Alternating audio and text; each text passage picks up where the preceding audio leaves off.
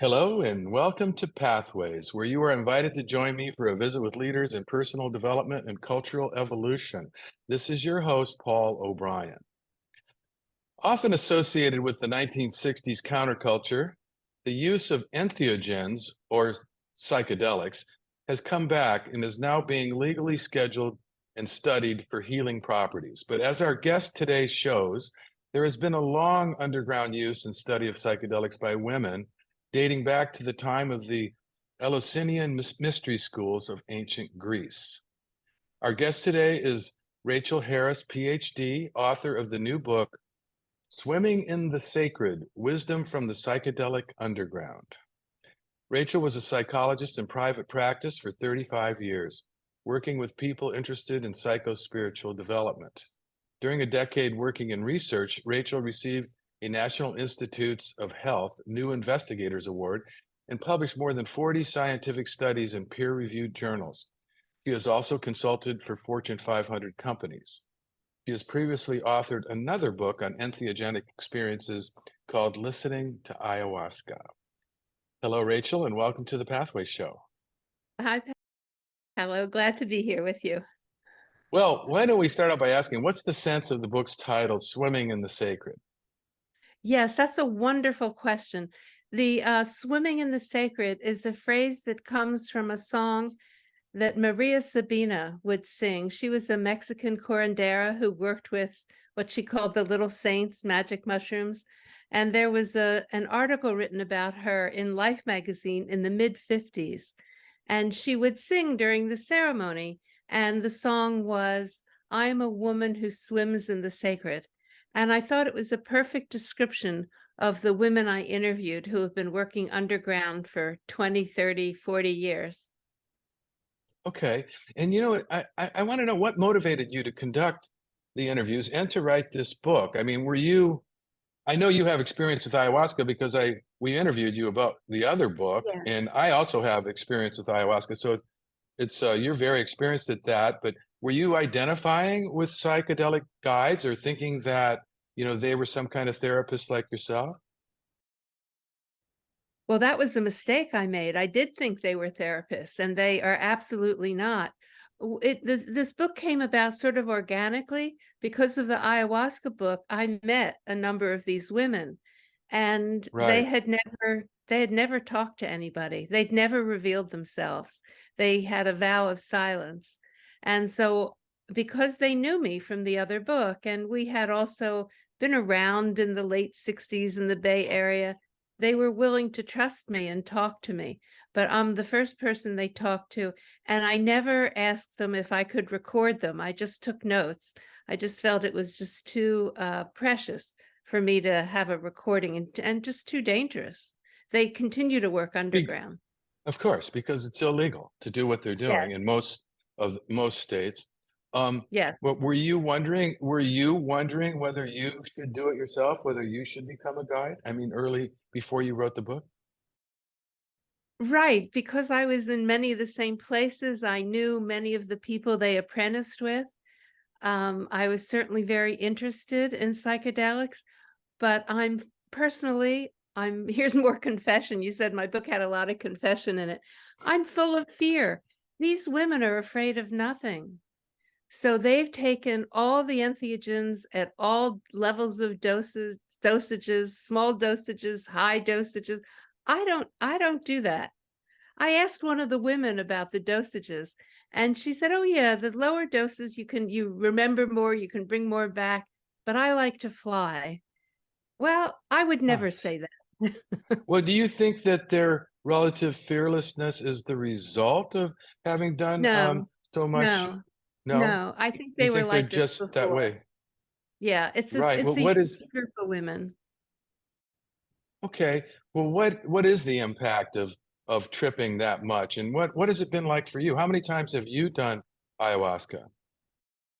Well, it's 15 years, so I don't know the number. Right, right. Okay. It's a trial for me every time. I'm not any better than at the beginning.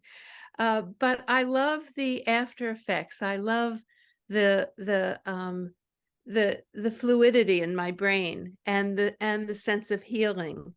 But it's not a fun medicine. It's challenging for It's me. not a recreational drug. That's for No, sure. no, it's a bathroom drug. You really need a bathroom, Right. yeah. Mhm. Okay, so I'm curious, why why women? Why not include men in this? Or are most sitters or what they call sitters or guides, are most of them female?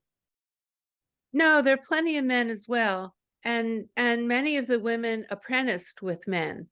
But I felt that the women had more intuitive relationships with the medicine, and I was particularly interested in that kind of perspective. And I had talked to some of the men working underground, and they didn't seem to have that same personal, intimate relationship with what I called unseen others, ancestral spirits, plant medicines, the plant teachers of the entheogens. It just felt that the women had a special relationship. Right, but as you point out in your book that you have maintained some level of skepticism about these relationships with plant spirits. I do. I'm a tough nut to crack on this. So you can see I'm also not in the same realm that these women are in. I have a Western scientific background, and it's a leap for me, but I'm making progress. I do feel a more openness about other realms of reality. Well, I mean, if you're a scientist and you want to, be totally scientific about it, I mean, wouldn't you just consider things like ayahuasca or LSD to be drugs, that have an impact on your brain chemistry rather than something that, gives you access to some mystical level of experience? Well, I'm not that much of a materialist. I mean, I've had mystical experiences all my life. I think that's one thing I had in common with these women. And people who have been lifelong searchers and lifelong explorers, often they had unusual experiences as children, and that they've kind of followed those experiences almost like stepping stones. Right. Yeah. Well, it's You can okay. understand Y- that. Yeah, I can understand it totally. But it is kind of hard to explain the mystical, what's a mystical experience, somebody could say it's brain chemistry, maybe it's serotonin or I don't know. But Well, yeah, there's a no, lot of mystery. Yeah. oh yeah, for sure. I mean, we hardly understand how the brain works as it is. Um, Maybe you make the point in the book that, I mean, obviously people take entheogens because they have a positive attitude towards change, and perhaps they're expecting or hoping that it's going to have an evolutionary impact on their consciousness and their, self-awareness and self-development. But you say that change is not inherent in the drug itself. Can you explain that? Oh yeah. I was just with a friend of mine who's on one of the study teams at a university, and we had an encounter with somebody who we came out of the and this is someone who's been using a lot of the entheogens, and another professional. And we came out of the encounter saying to each other, if someone's a jerk before psychedelics, they can very well be a jerk after psychedelics. And we Right. have to remember that psychedelics are not a miracle cure. There's work that needs to be done. And the women underground have really worked on themselves their whole lives. And with the medicines, with psychotherapy, and with all kinds of consciousness raising and spiritual approaches. So this is really an integrated part of their whole life, and throughout their whole lifespan. Right.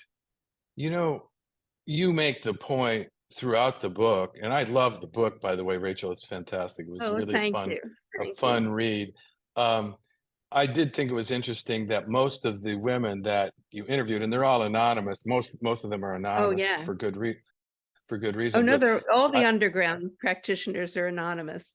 right. But I thought it was interesting that the majority of them had been apprenticed to males. And I thought that was kind of interesting. And then you make a point in the book that this is kind of a dying breed, that they're dying out because, psychedelic guides now are kind of, cultivated in a kind of a scientific reductionist way,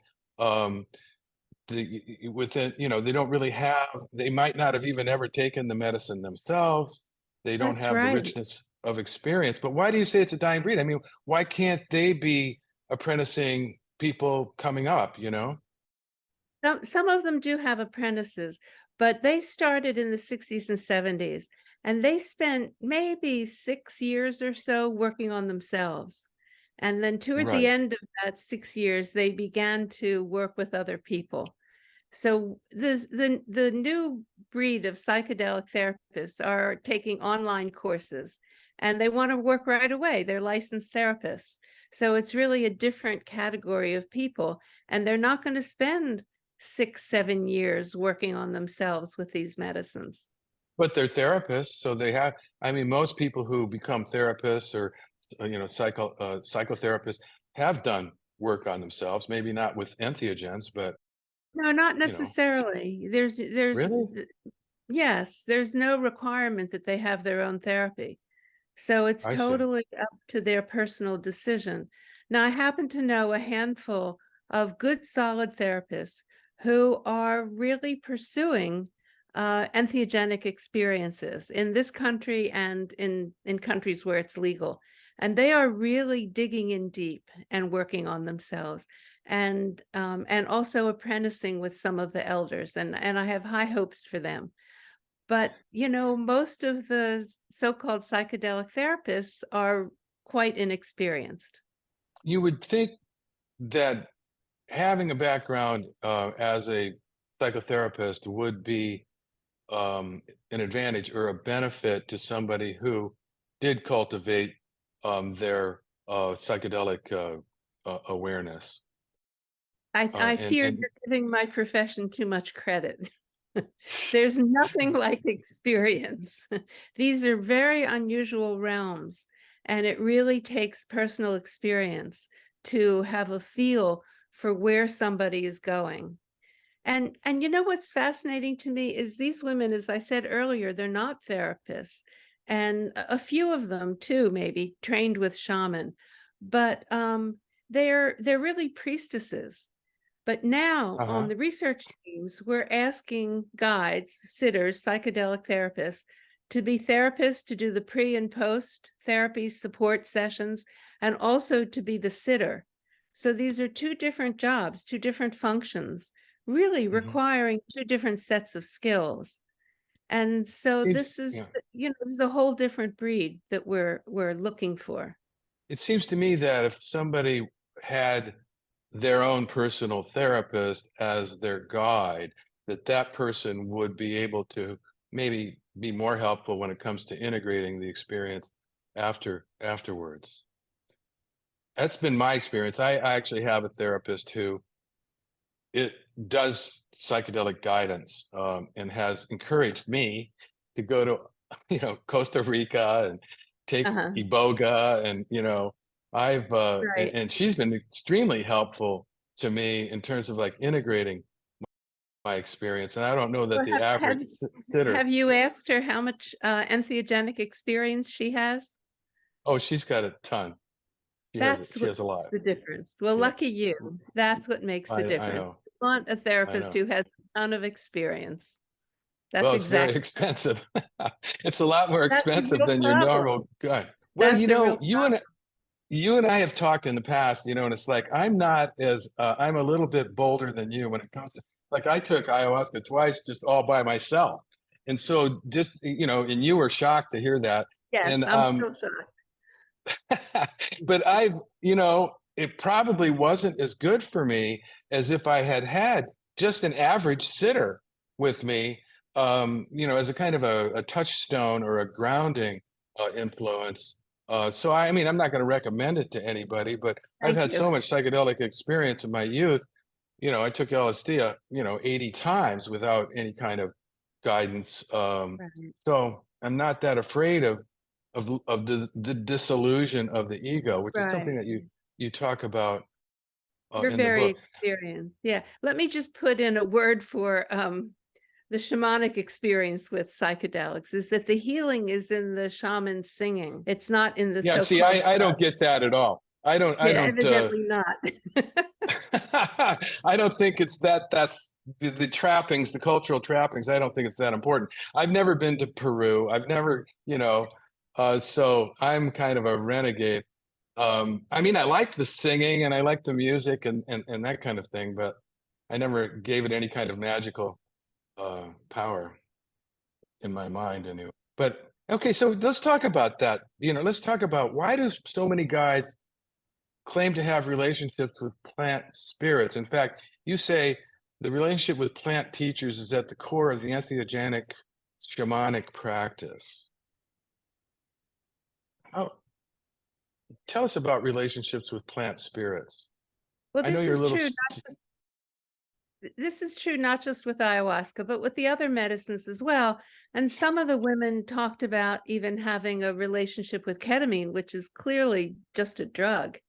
But that there's some kind of presence that comes through the medicine experience that they feel related to. And I think this arises out of experience use of traveling in other states of consciousness and sometimes encountering entities where a relationship develops.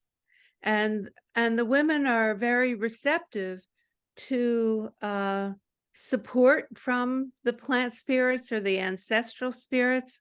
They have relationships that they can sense and experience even without the medicines present. So this is a whole other way of being in the world that we in the West we're not used to this kind of thing. For sure.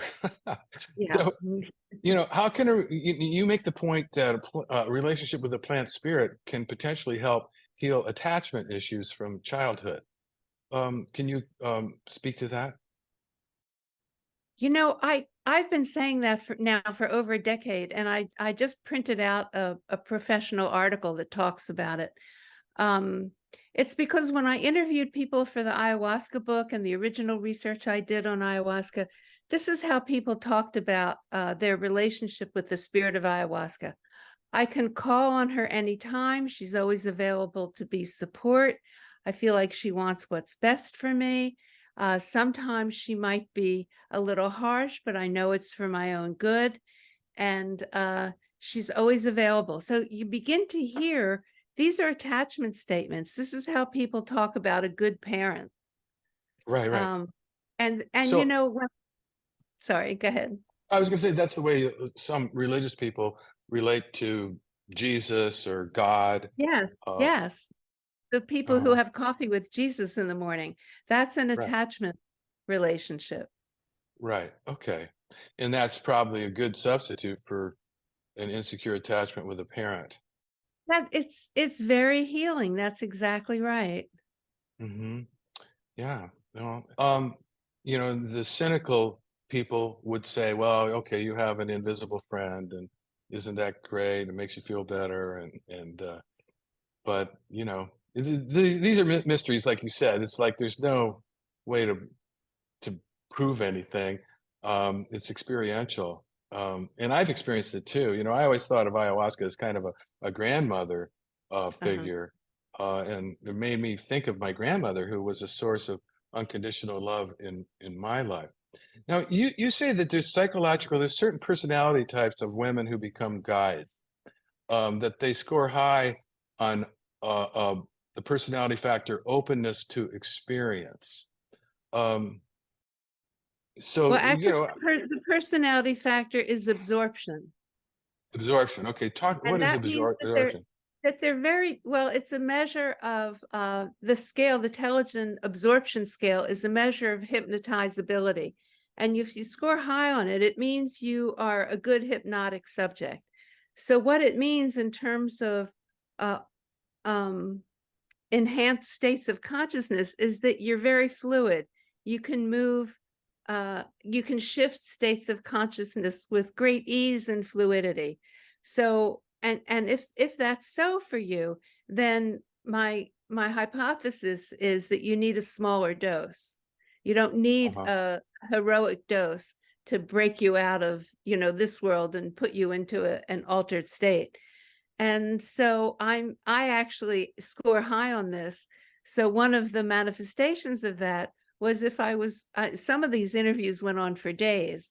And so after 10 hours of talking and chatting and going for a walk and having lunch, I would have sort of a contact high. So you get a sense of, and there's no medicines involved. We're just talking. So you Right. get a sense of I easily pick up an altered state. I'm fluid. I move easily between states. Right. And as Christopher Bach said, and you quote him in the book, states of consciousness are contagious, which speaks to the value and the power of having an experienced psychedelic guide. That's exactly right. You know, we know, those of us that have done heroic doses of psychedelics Yes. know about the dissolving of the ego, and that's kind of one way of defining a mystical experience, because your consciousness just expands beyond, Yes. this bag of skin. Um, but you make the point that the mystical experience, which is so highly valued in the medicalization of psychedelics, may not be the sole key to the therapeutic benefits of entheogens, and I'm quoting you here. Instead, it might be the confrontation with death that is the actual mechanism of transformation. The acceptance of our mortality, along with the sense that something about us is eternal. Wow, that's very spiritual. I don't know why, the scientific community or the academic research teams can't embrace that. But so you're talking about the death of the ego is kind of a near-death experience, sort of. Yes, sort of. Yeah. It's if people want to look it up, it's the NYU team using psilocybin with terminal cancer patients are working with this dying before you die, and helping people accept their own death and make the most of the time they have left. So that's where Yeah, that's happening. and you quote Carl Jung, who said, quote, "Death should be seen as a goal rather than an end." And he designated the latter part of life as life toward death. What an interesting distinction, a goal rather than an Yes. end. So that's sort of Yeah. implying that it's not the end. Um, how is it a goal? How is death a goal? Well, we all want to have a good death. I mean, I think that is the goal that most of us share, but and so what is a good death? How do we each define a good death? Right, So I think that's and to face death with some kind of adventurous spirit. We don't really know what happens after. right. Yeah. It's okay. Yeah, I just was looking at a quote from your book, and it goes, this is going back to the fact that I took it without a guide. You say, not always journeying with a guide is, yes, heretical. I thought, oh my God, I'm a heretic. But Yeah, pretty much. yeah, that's hilarious. But that's according to you, right? I mean, is that, I mean, well, all right. It's Well, it's also according to the tradition from the right, right, right, indigenous right. people. And I I didn't think think this stuff. right, and your experience was very traditional. You've always had a guide or a shaman, Yeah. Yes. looking out for you. Um, Yeah. you know, Let me so just challenge you a minute. Did you read okay. did you notice the part where I talked about Zoom ceremonies with Peruvian shaman where I didn't drink the medicine? They drank Oh, I was on Zoom.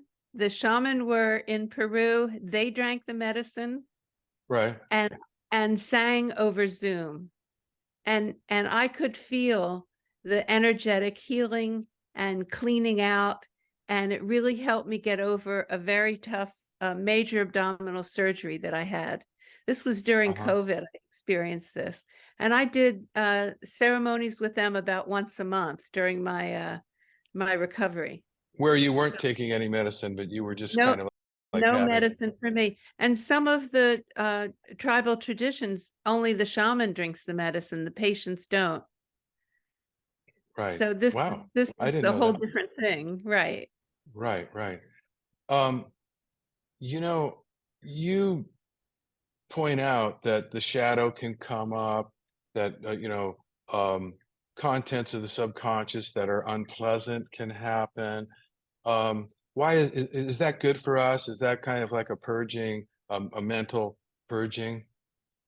Because you talk about, Hopefully, yeah, you yeah, talk about, hopefully yeah, it's an opportunity to work through some things, but that means working on it after the ceremony. When these kinds of unforeseen, uncomfortable things come up, they can be also re-traumatizing. So some people recover memories of trauma that or abuse that they didn't even remember. right. And so that really requires therapy after the ceremony. Yeah, no, I think I would recommend that people have a therapist if they're going to do this kind of work. Wow, there's so much more that we could talk about. And I want to mention the fact that this show is going to be broadcast sometime in the next month or so from this recording. And you're doing an event here in Portland. Actually, I'm not in Portland right now, but the show is Right. broadcast in Oregon. Tell us about that event briefly. Well, it's July 20 and it's at the famous Powell's bookstore. So I'm excited to go there. Oh, yeah, that'll be fun. Well, Yeah. I want to say thank you, Rachel. There's so much more we could explore, but we have run out of time, amazingly. I mean, it went so fast. It's just a fascinating book. And I want to be sure to tell our listeners about your website, which is named after the book, www.swimminginthesacred.com. Swimminginthesacred, all one word.com. And for those who may have tuned in to Pathways late this time, this is your host, Paul O'Brien, author of Intuitive Intelligence, a book that shares the theme of Pathways, which is personal and cultural evolution. Now, don't worry, you can play or share this interview that we did today whenever you want via the internet or as a free podcast, and I will tell you how in a minute. Today, we've been visiting with Dr. Rachel Harris, author of Swimming in the Sacred, Wisdom from the Psychedelic Underground, a fascinating book I highly recommend. And I want to say thank you to all of our listeners for tuning into Pathways, which is broadcast and streamed on the internet at www.kboo.fm every Sunday morning by Donald Altman or myself at 8:30 USA Pacific time. But even better, podcasts of today's show, which you can listen to and forward to others, are available for free at divination.com. That's DIVI nation.com, as well as via iTunes, Paulo's YouTube channel, and other free podcast servers. This is Paul O'Brien, reminding you to tell your friends about Pathways Radio and podcasts. And thanks again to Rachel Harris and to all of you listeners for tuning in and being a part of the Pathways conversation.